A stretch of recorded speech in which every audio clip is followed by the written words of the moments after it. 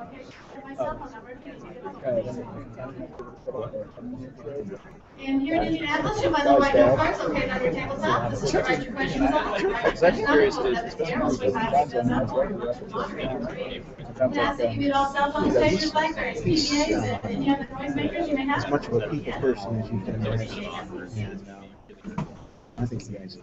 If you want to unmute, I'll unmute you. Okay. Give up all your great secrets.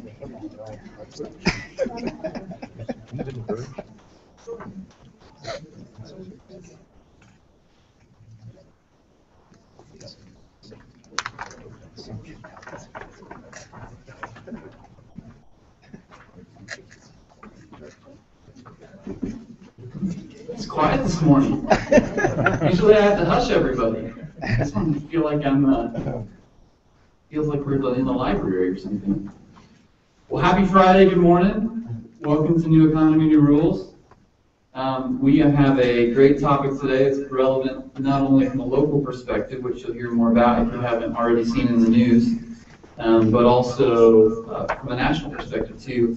And the title being Electronic Vehicle Trends and Opportunities, Indianapolis Stakes its Leadership Claim. We've got some folks that are extremely relevant to that conversation here today in David Rosenberg, who's the Director of Enterprise Development for Mayor Ballard here for the city.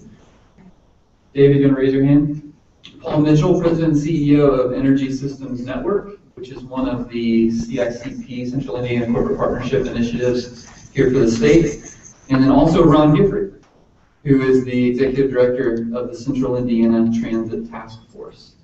Before I pass it over to Marcus, a couple quick housekeeping things. We do take questions for the panel if you have them.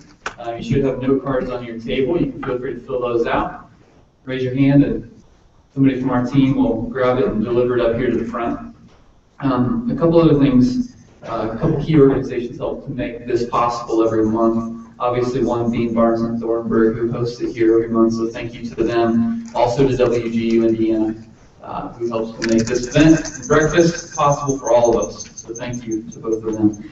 Last housekeeping thing is that, as you guys are probably well aware from TechPoint Past, Innovation Summit is one of the big events that happens every fall. And is one of the second to Mira is one of our biggest events.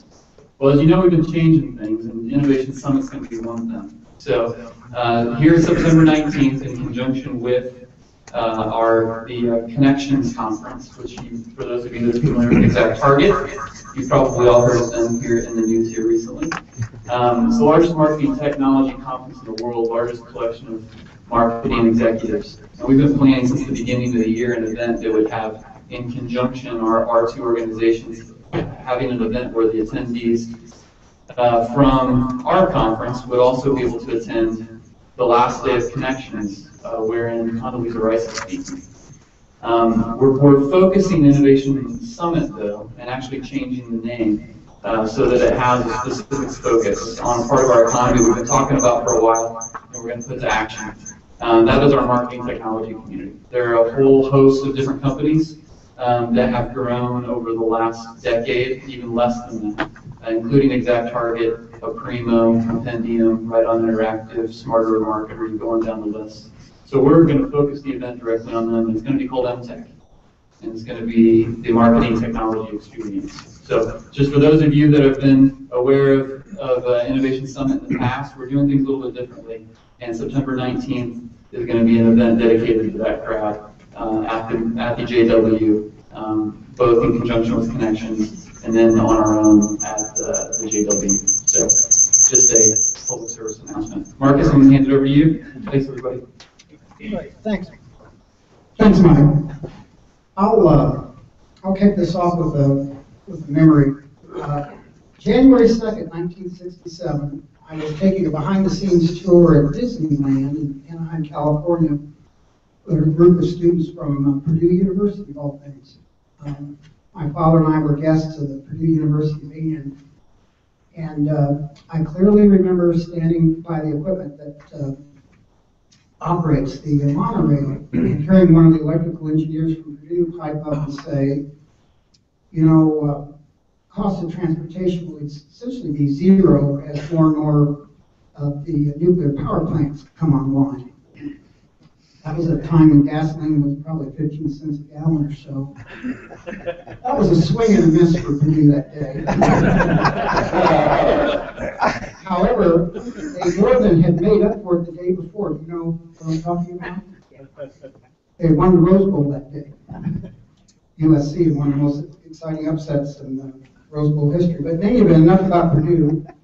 Turn this to Indiana, not Indiana University, but the state of Indiana.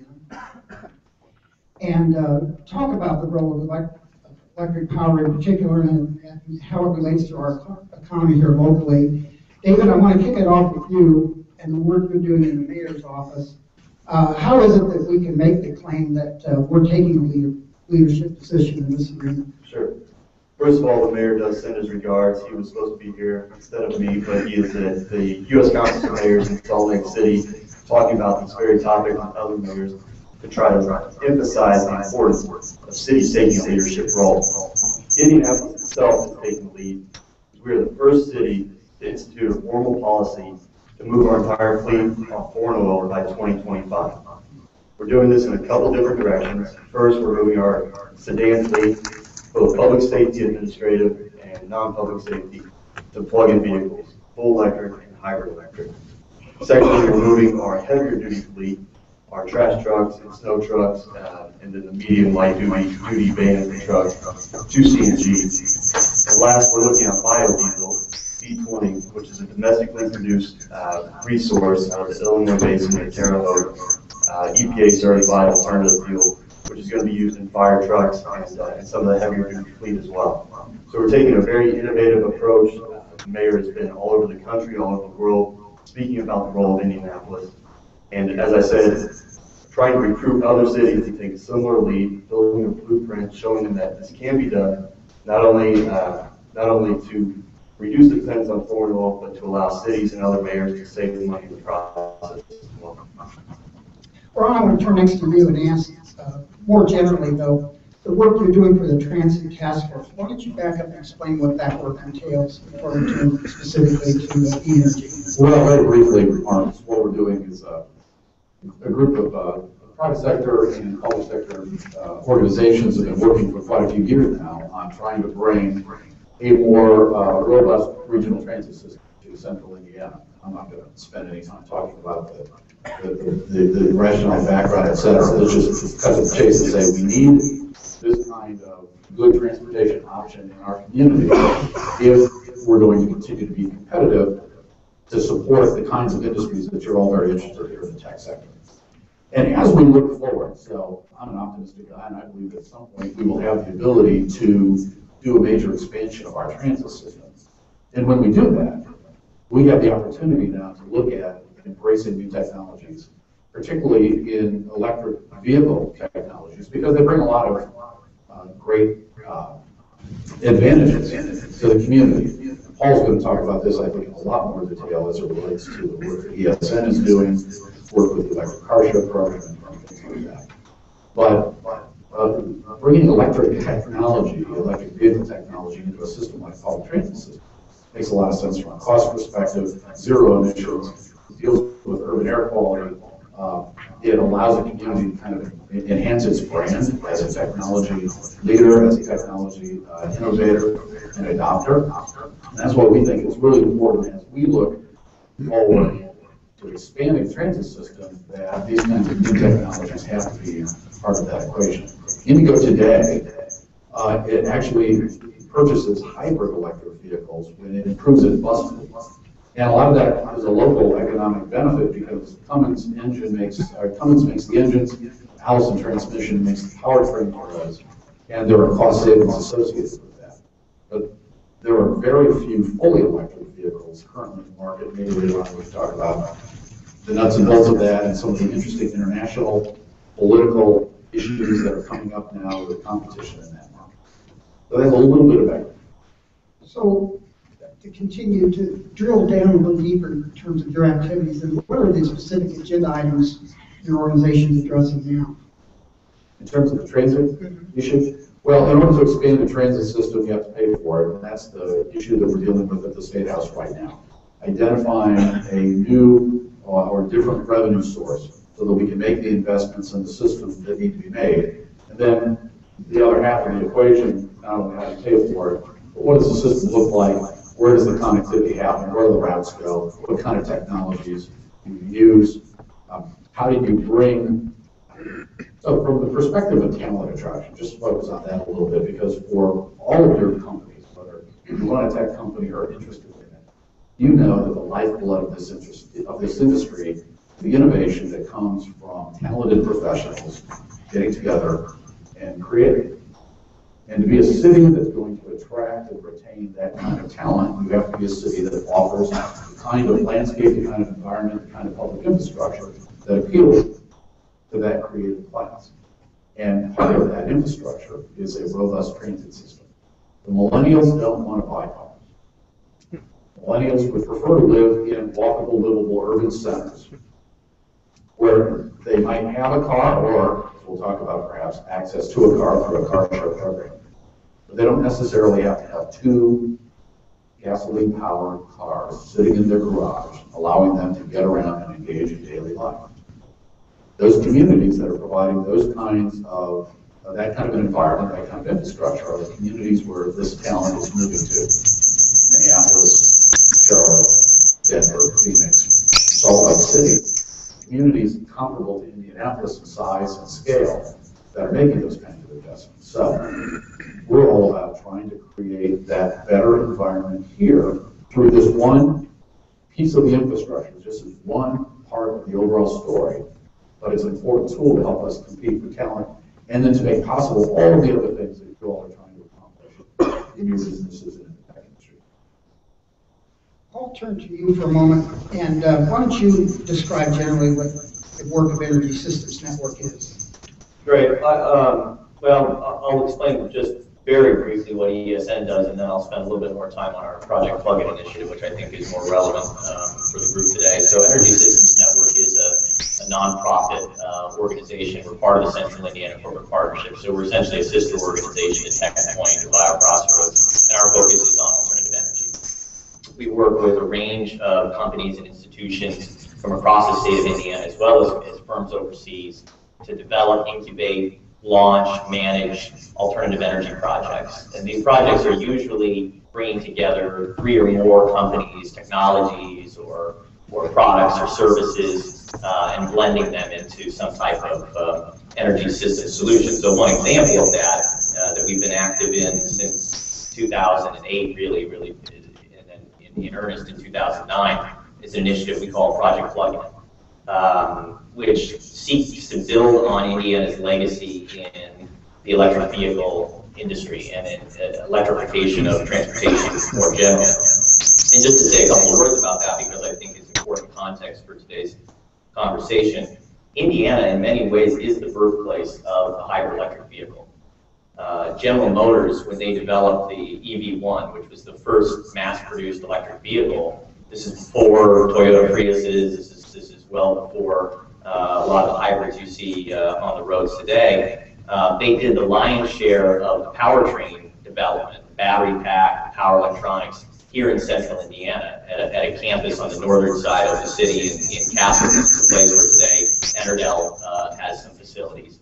And so that work, which later splintered into a number of other Indiana companies like Remy, Delphi, Allison, Cummins to some extent, really developed a brain trust of engineers with outstanding capability and understanding around electric vehicles. So in 2008, we realized this was the case. At the time, I was Governor Daniels' policy director for workforce and economic development and energy. And so we knew we had this legacy, and there were some emerging companies like Enterdell, Alternano, Wright Automotive, and others who were seeking to build on that legacy.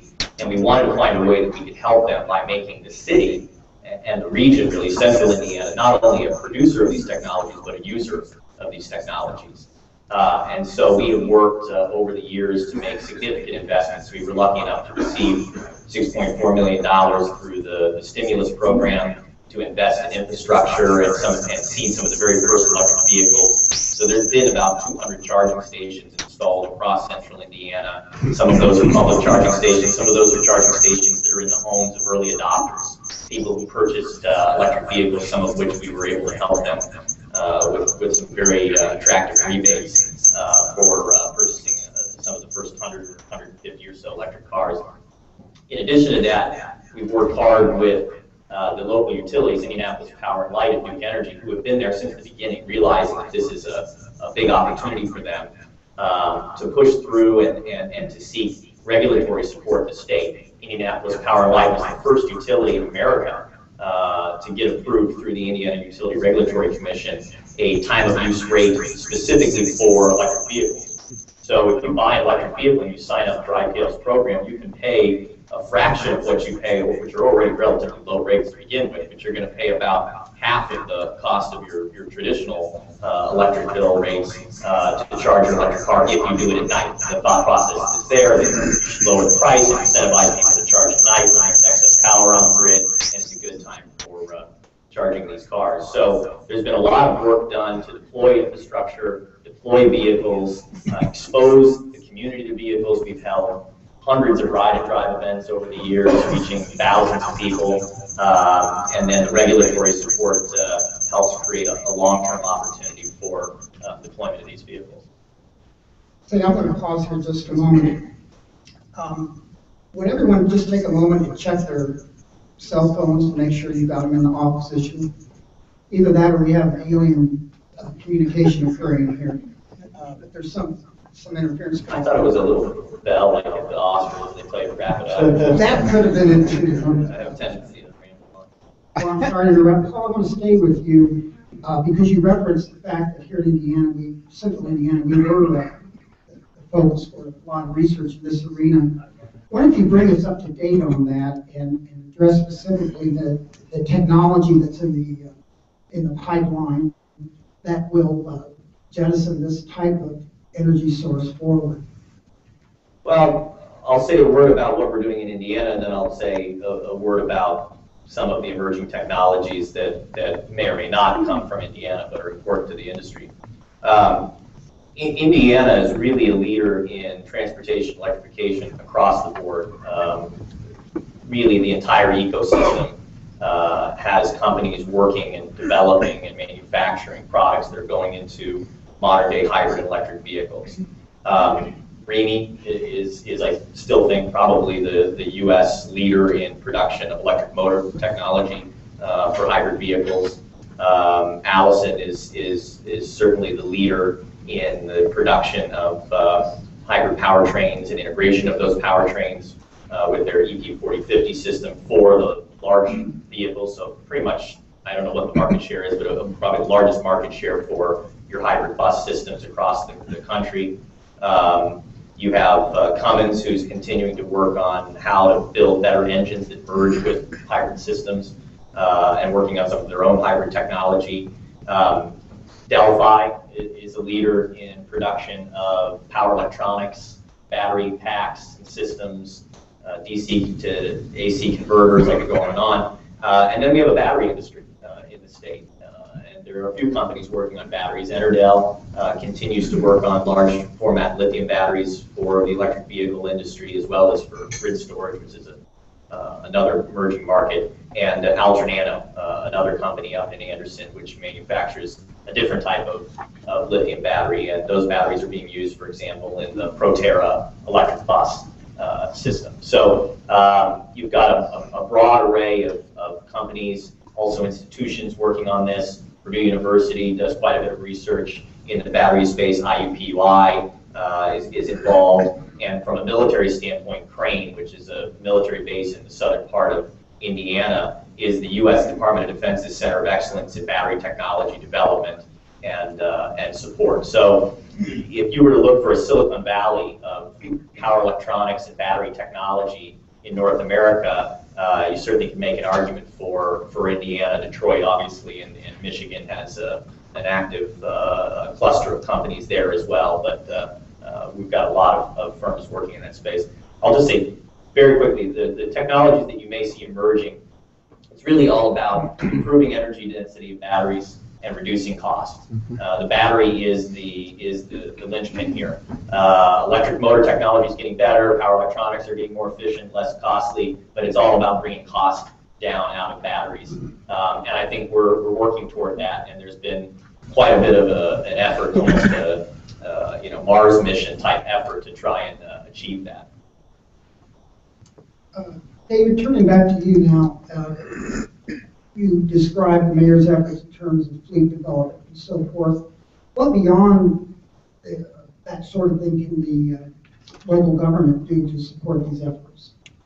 Sure, this is an initiative that's very important to the mayor. He was a 23-year Marine. He served in the Gulf War, lived 3 days in the oil field, so he knows the underlying issues of what the Gulf War was about. Technology was never there to be able to take this giant step forward. But as Paul mentioned, technology keeps getting cheaper, it keeps getting better, more efficient, and we're really at a point where technology can change the energy policy of the world. The federal government hasn't taken those steps, but the price that our dependence on foreign oil extracts from the United States is staggering. The RAND Corporation estimates that we spend $85 billion a year from the federal government to protect our oil choke points across the country. Not to mention the lives that have been spent on the battlefields and the families affected by those, easily in the trillions of dollars based on all of those costs. So the mayor felt very, very passionate about taking the lead on this issue.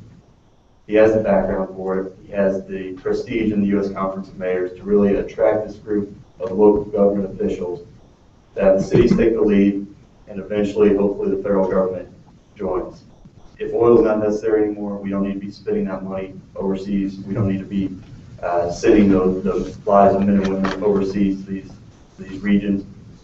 And there's a serious case to be made that we are funding both sides of the war on terror. Our money, the money we pay for oil, goes to regimes that want to do us harm overseas, whether it's Venezuela, Iran, anywhere in the Middle East. Just recently, one of the Saudi financial analysts came out and said he's concerned by the U.S.'s production of compressed natural gas because the Saudi way of life is built on oil and money from oil. But as we decrease our dependence on foreign oil, we stop sending money to these regimes that could or do want to do us harm, and we keep the economy here in the United States producing domestic energy and keeping our troops at home as well. Can you describe some of the efforts, though, of the mayor's office, maybe in terms of working with some of the other organizations that we've referenced up here, maybe in particular the universities and other nonprofits? Absolutely. First, I have to, the mayor and the city owe a great deal of gratitude to Paul and his team. We, I think, began this whole conversation about a year ago. He has dedicated resources and people and time to doing this detailed analysis, and we want to say thank you very much for that. Without him, we wouldn't be to this point. Also, the Greater Indiana Clean Cities Coalition and Kelly Welsh, their executive director, they have done a great job as far as providing resources, time, and analysis as well. It's really helped advance the ball forward. We've also had good discussions with IUPUI as one of the premier urban research institutions in the country. They're dedicating their time, their students' time, and they have a lot of researchers with backgrounds from Remy or Allison or other places to really be able to know what the field is about so that they can inform us how we move forward and what technologies are coming down the pipeline. I would just quickly say that I think people should realize that when David says this is a priority for the mayor, this is really a priority for the mayor. I literally meet with him almost on a weekly basis to talk about this initiative and where we're at. And I mean, he is getting into the nuts and bolts and the details of which elements of the city fleet can be converted, at what pace, what type of vehicles, whether it's a Nissan Leaf or a Ford Fusion Energy. We meet every 2 weeks, without almost, I don't even know that we've ever missed one of our 2-week task force meetings with representation from my organization, from Greater Indiana Clean Cities, the local utilities, IPL, and as well as Citizens Gas.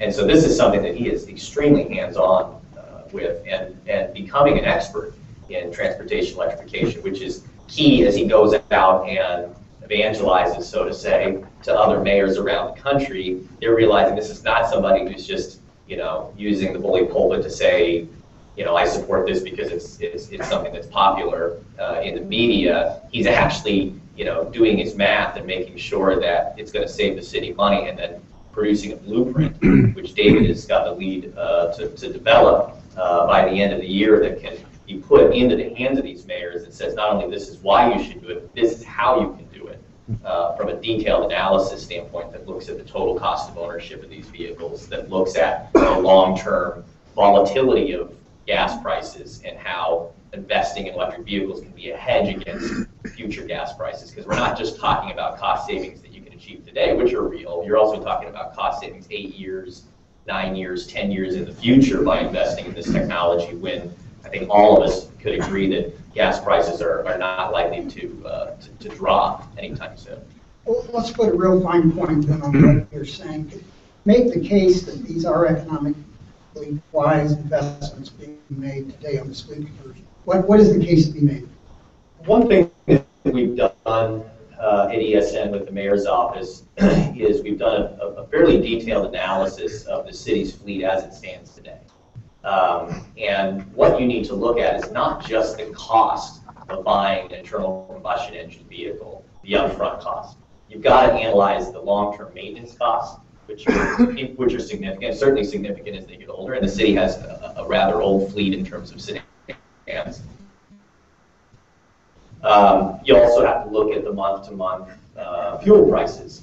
And often when city fleet managers are making purchase choices, they kind of take the maintenance costs and the fuel costs as just a given, and it's almost a separate part of the decision-making process. And so all you look at is that MSRP price and which one's cheaper, and you usually tend to go with the one that's cheaper. Well, the reality is if you take the whole package and you add up the price of the vehicle, plus the maintenance cost, plus the price of fuel, and you make some assumptions about how many miles those vehicles are going to drive. Obviously, you need these cars to drive more than 50, even 60 miles a day. If they're just going to sit there, then you're not going to achieve as much savings from electrification.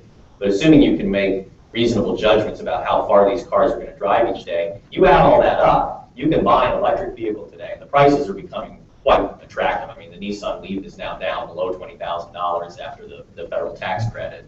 And the Chevy Volt is in the mid-20s now. And these cars, I think before it was closer to 30 or 35. So they brought the prices down quite a bit, and we think that'll continue to happen. If you add up the price of the car, internal combustion engine car, the price of the gasoline every month, which might be $150 depending on how many miles you drive, and the price of maintenance, you can achieve a total cost of ownership parity at the very least, and we believe actually a demonstrated savings. So you've got to do some calculations, you've got to do some analysis, you've got to make some assumptions about the entire life of the vehicle. But if you do that work, it will show you that electrification can win out. It can win out today. It can win out with the price of these vehicles as they are today. And often you're getting a better car as a result. I'll tell you one thing, if you buy a Nissan Leaf or a Chevy Volt, it is a far superior car to a Chevy Malibu or a traditional fleet vehicle. And one other important piece of this that this analysis has allowed us to realize is we were not doing fleet management very well. Our fleet maintenance is doing great. It's one of the top 20 fleet maintenance shops in the country. Our fleet management was very decentralized.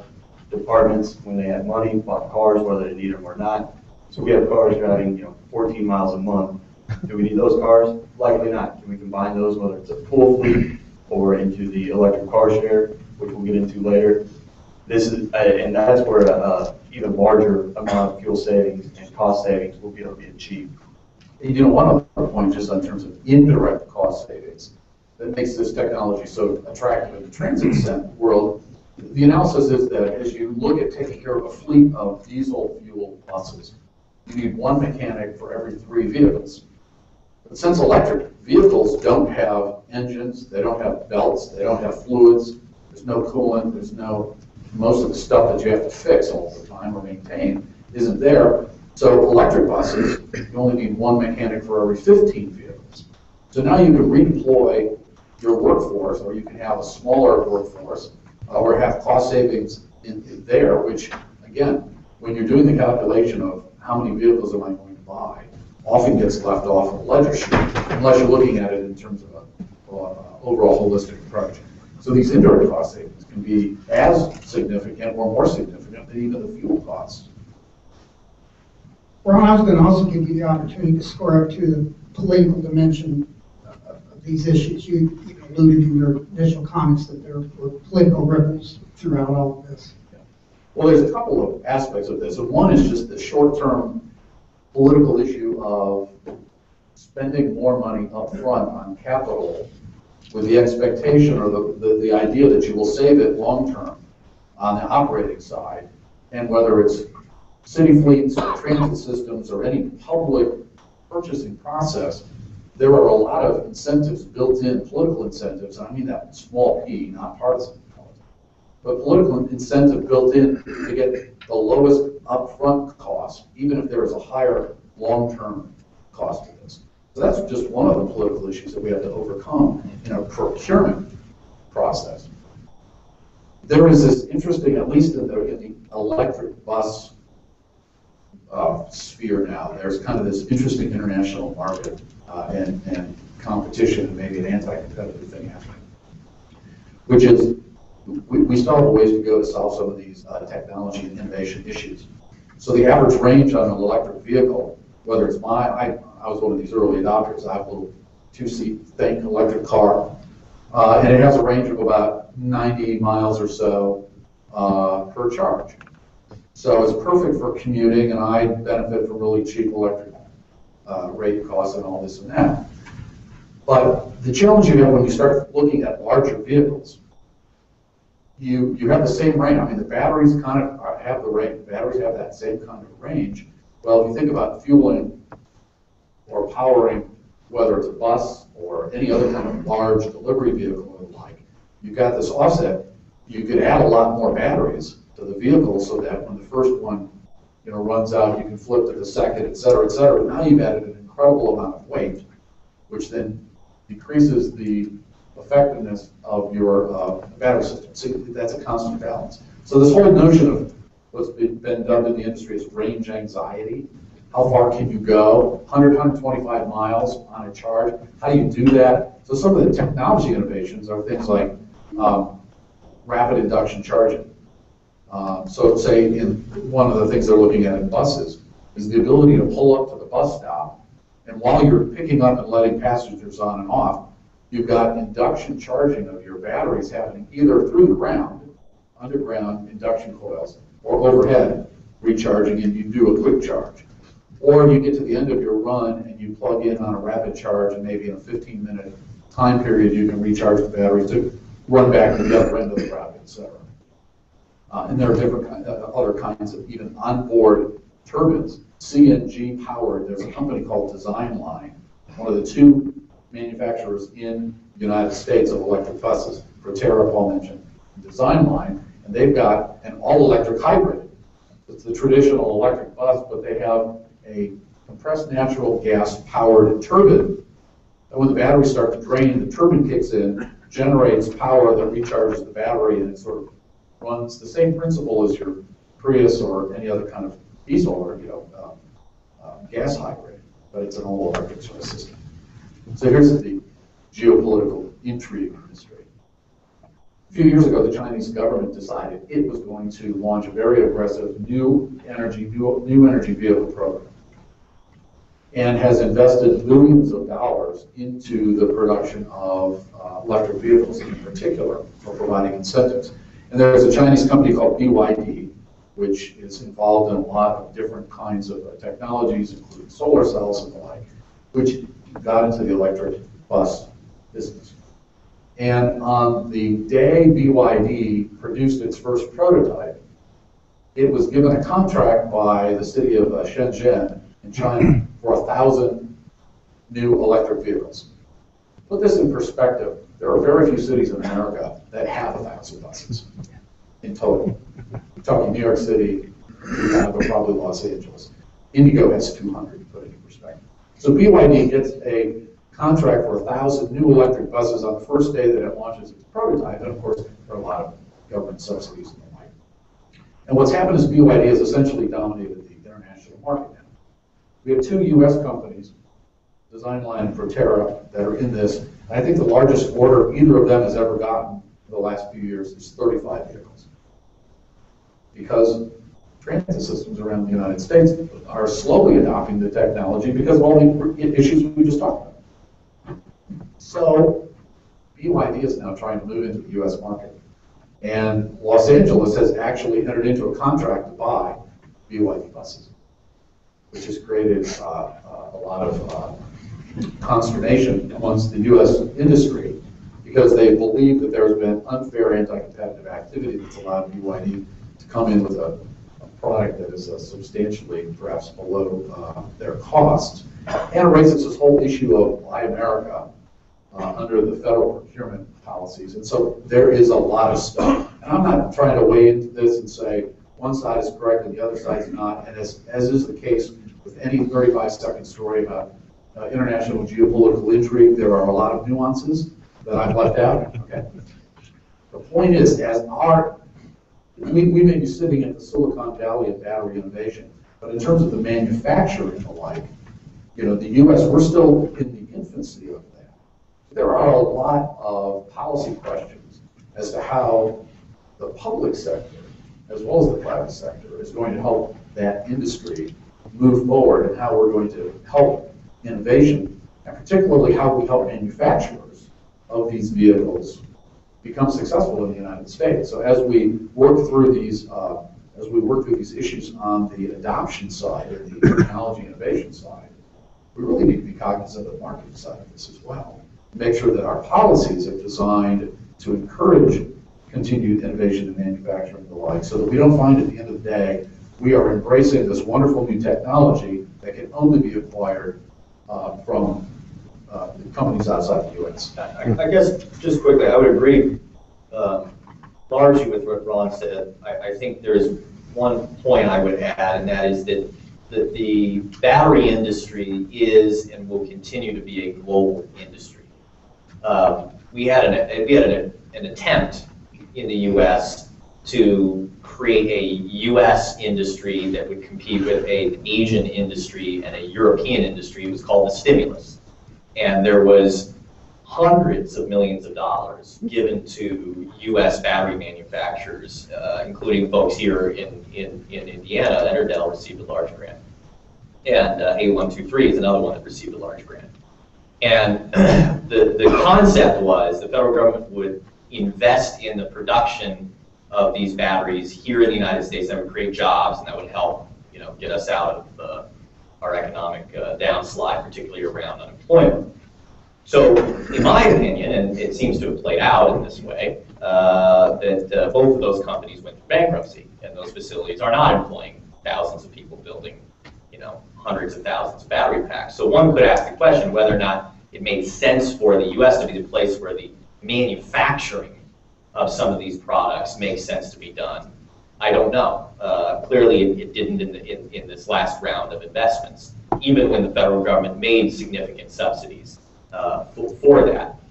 It may end up that battery technology is much more like Apple or Google or others who design and engineer the products here in the United States and do the marketing and the integration and the engineering aspects of those technologies in the United States. So when you buy an Apple phone, it says designed in California, but it's made by Foxconn in China, right?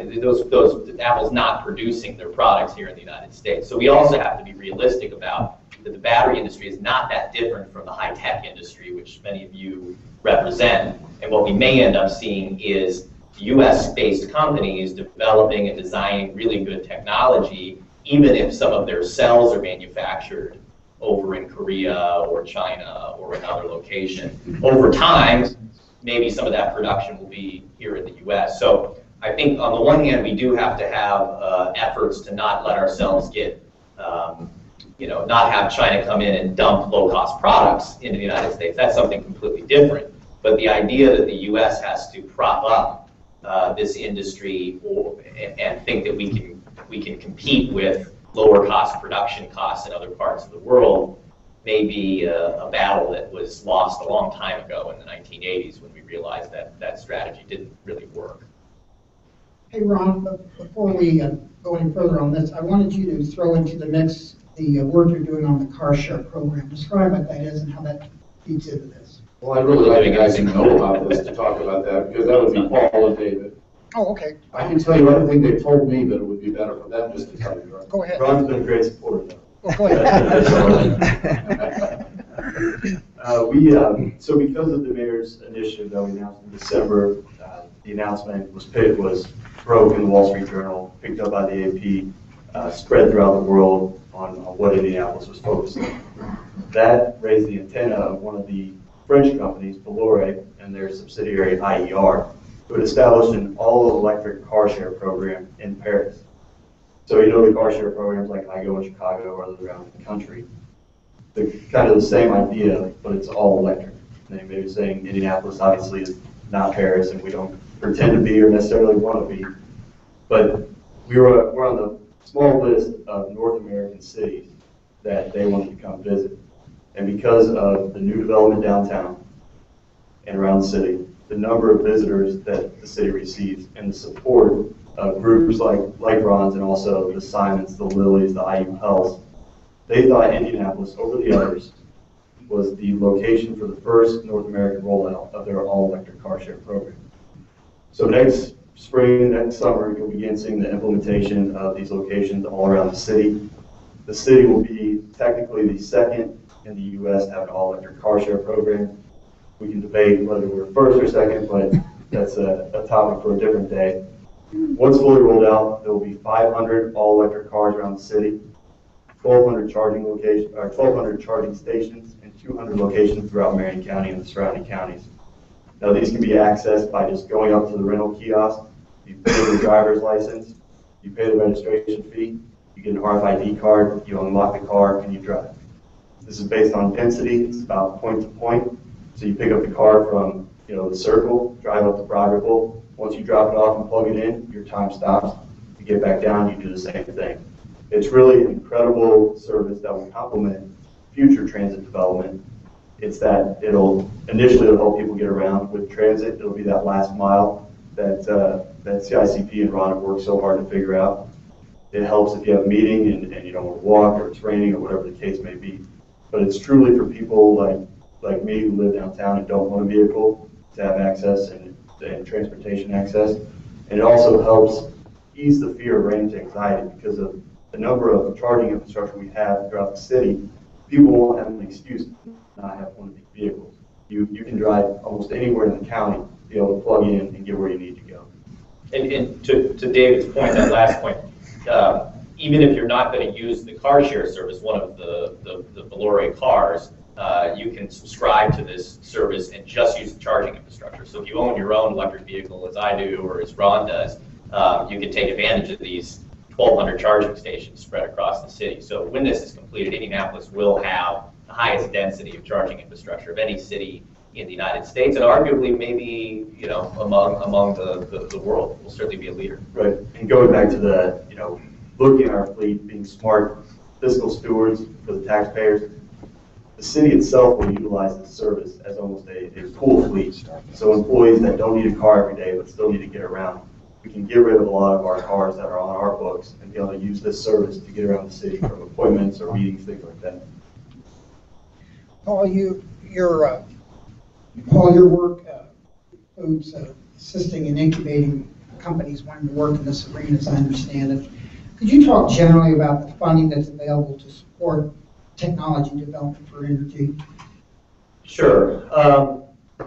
There's sort of the pre-stimulus and post-stimulus, because during the stimulus there was the largest investment ever made by the U.S. government into alternative energy. It was $2.4 billion put into battery and electric vehicle related technologies. There was billions more put into other types of clean tech space, the clean tech sector. So a lot of that funding has dried up with the completion of that program. And so the federal government has moved back to a more traditional role with the DOE investing in research and development, investing in academic enterprises. There are still certainly competitive grants available at the federal level. The other thing that's happened is, there are tax credits that these companies can benefit from. There are for renewable energy tax credits or electric vehicle production tax credits. The traditional programs like SBIR, STTR, things that have been funding startup companies across the tech spectrum certainly apply to alternative energy.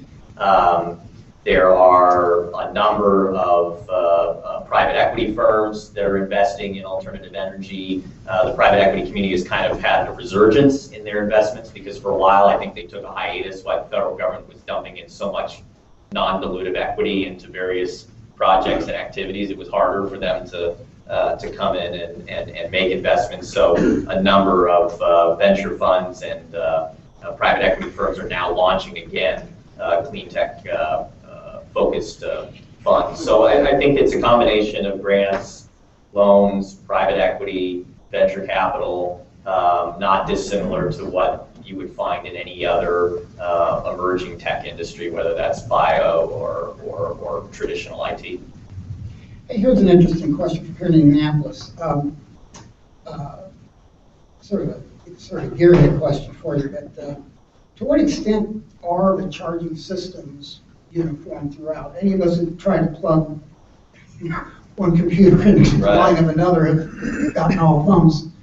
To what extent has this been standardized across vehicle lines? So it's standardized pretty well on what they call level 2 charging, which is most of the charging infrastructure that you would see around Indianapolis. What Valori is going to be installing is all going to be level 2 charging. That's a 220 volt or 240 volt, not dissimilar to what your washer and dryer is running on in your home. It's also what you usually would put in your home garage if you have a dedicated charging station. I think, Ron, you have one in your house.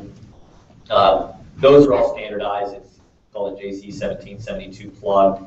Society of Automotive Engineers standardized that plug, and it's what's being used largely across the United States and to some extent around the world. There's a little bit less standardization around the world, but in the US it's not a problem. Where there's still some debate going on and some development of standards around quick charging technology or fast charging technology. The de facto standard that people have been using is one that was developed in Japan called the CHAdeMO standard. And we actually have 3 of those stations here in Indianapolis, one at the Clay Terrace Mall, that's part of a more elaborate plug-in ecosystem with battery storage and solar technology. And then there's one at a Walmart in Greenwood, South Greenwood, and one in Walmart in Plainwood. And those plugs work for the Nissan Leaf and the Mitsubishi iMEV, both, of course, Japanese-made cars. And that works well for those. There is now going to be a new standard for quick charging that will work for other vehicles, American-made vehicles, and there's still some debate there. Good news is, eventually, if there's an SAE standard for quick charging, they can go around to most of these stations and simply replace the plugs. They don't have to rip the station out and put something new in, so they'll just change the connector that connects into vehicles. Correct me if I'm wrong, Paul, but also there's adapters for each of these cars that you just plug into your wall at home. So it takes longer to charge, but you plug it into your wall in your garage, and then the next morning you're fully charged and you drive full mileage. Yeah, so if it's especially if it's a plug-in hybrid vehicle, like I drive a plug-in hybrid Prius, and I don't actually have a dedicated level 2 charging station. I just have the cord set that they gave me when I bought the car, and it charges overnight, and I've got a smaller battery in that car, so that works perfectly well. If you have a Nissan Leaf, that may take a little bit longer if you want to charge it. But yes, you can always charge out of your own wall outlet, something the mayor often likes to point out. Here's a question that I hope we have to deal with in maybe another 5 or 10 years, but the question here in Indianapolis is that deals with gas taxes, which of course have been a primary source of funding for our road infrastructure. If you all are successful in doing away with the need to buy fossil fuels, how are we going to support the rest of the infrastructure would be the problem to address. Any of you want to tackle that one? Well, thanks, guys. I'm sorry, I don't think I'm on this panel. Well, this is a real problem no matter what kind of technology we go to. Gas tax hasn't been raised, I think, for something like 20 years or so at both the federal and state level. And fuel efficiency standards have meant that over time, you've seen less money generated through gas tax to support street and road infrastructure. Just to put a little point on it, I think in the last 3 or 4 years, the Congress has put over $40 billion from the general fund, meaning from income taxes, into the highway trust fund because of that decline in the revenues going in from the gas tax relative to the needs. And we could make persuasive arguments that the needs are even greater than the amount that's been allocated to the state level. So a lot of states are starting to look at sort of moving away from the gas tax, looking at things like VMT, vehicle mileage taxes, and the like. And clearly, we're going to have to do that and figure that out, because supporting that infrastructure is critical for no matter what kind of vehicle runs on it. If your bridge collapses, it doesn't matter how cool your vehicle is, you're not going very far. And we don't want to move into a world where we all have bridge anxiety.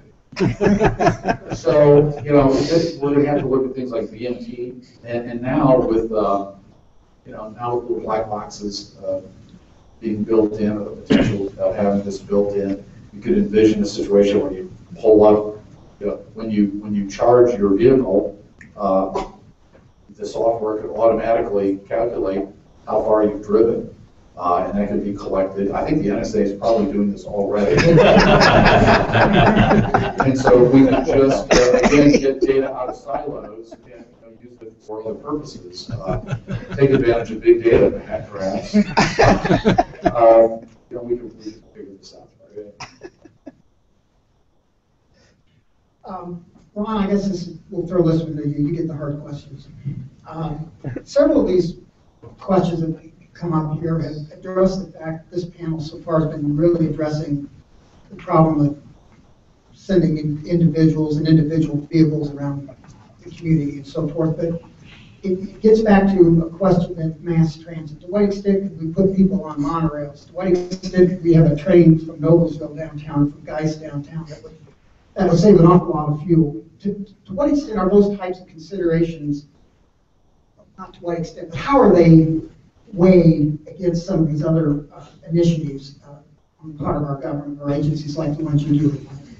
Well, first I'd say all of the initiatives that we've talked about today, the mayor's initiative on just the modernization of the fleet, the car share program, all are very complementary to efforts to create a more robust mass transit system. And for the reasons you just suggested, Marcus, there's a reason why most successful cities, not just in America, but around the world, have robust transit systems. They're an effective way to move larger numbers of people around the community in a more cost-effective way. What we've got to figure out here, we're a little bit of late adopters here. Now, there's a little bit of a back to the future here, in the sense that up until about the late 1950s, we had electric buses running on the streets outside of this building downtown Indianapolis. Yes. Right? We had electric buses, and I describe them as the antenna, remember? Mm-hmm. So off the back of the bus, attached to overhead electric wires, that's how these vehicles were powered. And then we went through that evolution of getting them into diesel buses and all that. We don't have to revisit that.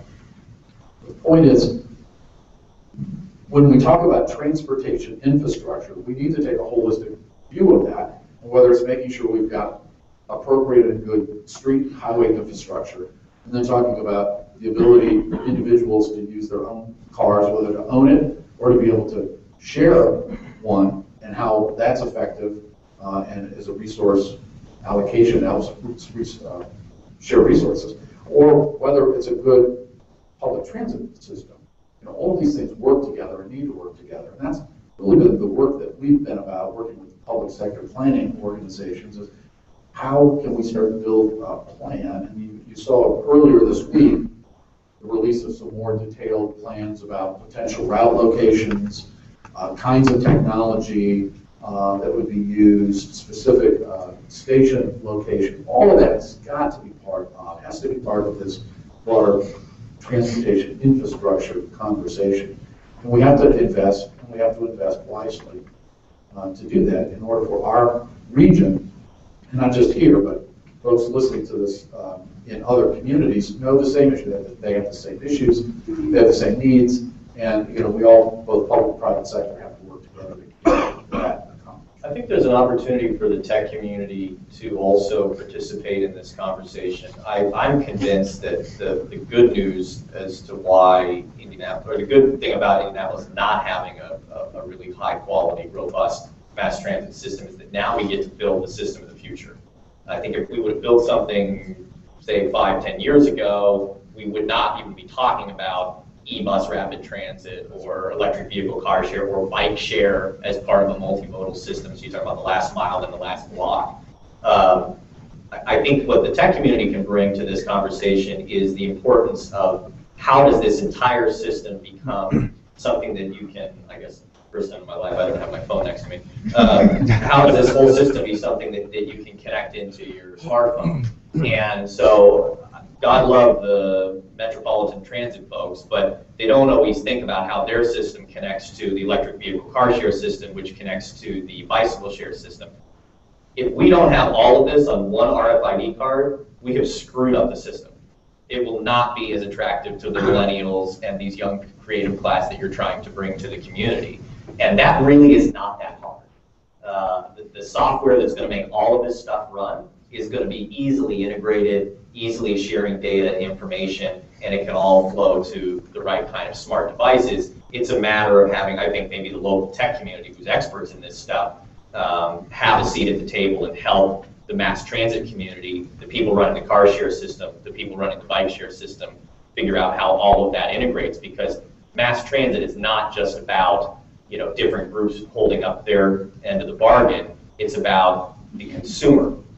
And it's about making that consumer's life as convenient and as easy as possible. And so that's my soapbox on that topic. Well, not only that, but it's so important. The point Paul made about making this easily accessible to people is not just about the millennials and all of you who understand this, but a lot of what we've talked about today scares the heck and scares the jeepers out of old farts like Marcus and me, right? Who are less savvy. But you guys rode the electric bus system in 1950. So we're able to help you understand the opportunities. But I think of older members of the community, seniors, and we say to them, hey, I know you don't have a car now, and I know you want to be able to easily get around the community. All you need to do is get an RFID card and go down and swipe it at the car share and use that and drop it off, or hop on the rapid transit bus is going to come by, and all you have to do is swipe this and that and the other thing. I can tell you, I see my mom right now. I see the terror on her face, and she's not going anywhere. Unless I go swipe the car and pick her up. So we've got to, and as I see, as I talk to my mom on Facebook now, I understand that. I think she had a Facebook page before I did. So the point is that if you make it easy, if you make the interface easy, and like, you all know this because you do it every day. But as we think about these new technologies, we have to make them accessible to the broader public so that they can adopt them as easily as we like them to. As I approach age 60, range anxiety has taken on a whole new meaning for me. I have no idea what that is. We've been talking about, primarily I think we've been talking about e-energy, but take, for example, hydrogen fuel cells. To what extent is that playing into the work you're doing? Hydrogen fuel cells are definitely a part of the technology pipeline that needs to be investigated. I like to actually think of them as energy storage devices. So this is about how do you store energy in the most efficient way, and how do you transfer that energy to propulsion. If that's storing it in a battery, if that's storing it in an ultra cap, if that's storing it in a hydrogen fuel cell, they all have their advantages, disadvantages. One of the issues with the hydrogen fuel cell technology is the hydrogen production and the refueling systems. It does require new investments in infrastructure, but so do compressed natural gas fueling stations. So it's not something that we don't have experience building out. One of the things that tends to be a little more attractive about electric vehicles is that the electrical infrastructure is already there. So you're not having to go out and build new electrical infrastructure to support the charging. But fuel cells are a part of the equation. Some engineers that are a little more biased towards batteries like to say fuel cells have always been the solution 10 years out, 10 years ago, then another 10 years out now, and another 10 years out. So, but I actually don't feel that way. I think there's a lot of good work going on at IUPUI, Purdue, other places, and there's a couple local companies here that are doing great things. There's already a demo project going on in Carmel, their city fleet running some work trucks on a really innovative hydrogen fuel cell technology. So I do think it'll be a part of the options. In the couple of minutes we have left, I wanted to have each of you have a chance to address the question generally. It's a question we put to our clients when we're asking about their business plan. Don't give me your best case, don't give me your worst case, but the middle of the road case, where are we going to be on this in the next 3 to 5 years? What would you see as a tipping point in that time period that would shift things in the right direction? We'll start here with you. Boy, 3 to 5 years. Quickly, I think in 3 to 5 years we'll have a robust electric vehicle car share system in Indianapolis. I think the city will have probably flipped, I'm going to go out on a limb and say 250 or so of their cars, maybe more, depending on how the analysis goes. So a significant chunk of their fleet to plug-in and electric vehicles. I think you'll see sales of plug-in and hybrid vehicles in the Indianapolis, central Indiana area tick up to greater than 1%, 2% of new sales. I know that sounds pretty unimpressive, but 1 or 2% is a meaningful number. Ambitiously, it would be amazing if we could achieve 5%. In our area, we won't be at 5% nationally in terms of electric vehicle sales, but within our community because of the availability of infrastructure. And I think we'll have some type of mass transit plan, funding source worked out, and we'll be on the way to building that system out. I think even if we would have funded the system, Ron can correct me if I'm wrong, but even if it would have passed this session, we wouldn't really be talking about the trains and bus rapid transit systems coming online for 3 to 5 years out. Anyway, but I think we'll be on our way to doing that. I think 10 years from now, you'll see a lot more electric vehicles. It'll be a higher percentage of new vehicle sales across the country, across the globe. That has a lot to do with the CAFE standards that kick in 2015 and beyond that essentially require all major global auto manufacturers to begin producing electric and plug-in hybrid vehicles in order to meet the fuel economy standards here in the U.S. and similar restrictions in Europe. It's a great question. I think what we need to continue to do is educate residents and put it in national conscience that these technologies are viable today. Plugging your car into your garage can change the energy policy throughout the world. And you have to show these people that these cars are cool, these cars can do the job. Before this initiative, I thought electric cars were just something that hippies did in California and it would never be a viable resource for me. But these cars are fast, they're maneuverable, they're great to drive, they're a lot of fun. So we really need to make people see that, and when they go to the dealership, reduce that sticker shock of the vehicle costing $5,000, $10,000 more, show that there'll be savings over the life, show that they're good cars to drive, and hopefully start to make an impact, whether it's 1 or 2% or more. Just the education and the access to the infrastructure, I think, are critical. Bill O'Reilly says you get the last word. Well, Marcus, I saw a movie on TV the other day that suggested that in 2015 we'll be able to power our flying cars with a Cuisinart. So I think that's probably, that's within that time frame. That wasn't a Purdue grad, was it? I think as Hoosiers, we embrace this notion of radical incrementalism. And so I think that, as Paul suggested, what we'll see is the beginning of the adoption of these technologies, and it's one of these things. I'm not going to do it until I see that you've done it, and okay, so that works, and my gosh, everybody driving an electric car is not a California hippie like Marcus Chandler. So maybe I'll go buy one of those cars as well, and I think we'll see this begin to become part of the fabric, and I think what we'll see, not surprisingly, is the case with most technology, that our younger professionals in the community are going to lead the way. in terms of making this part of their, what they think about demand in terms of what the community has to offer. Thanks, Ron. We are past out of time, but join me in thanking our panel today.